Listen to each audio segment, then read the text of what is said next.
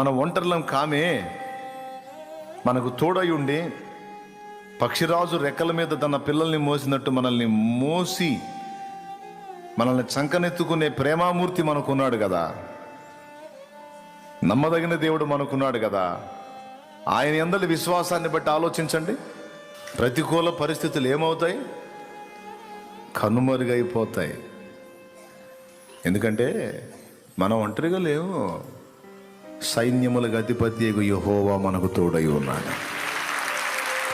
భూమి ఆకాశములకు సృష్టికర్త అయిన వాడు మనకు తోడై ఉన్నాడు.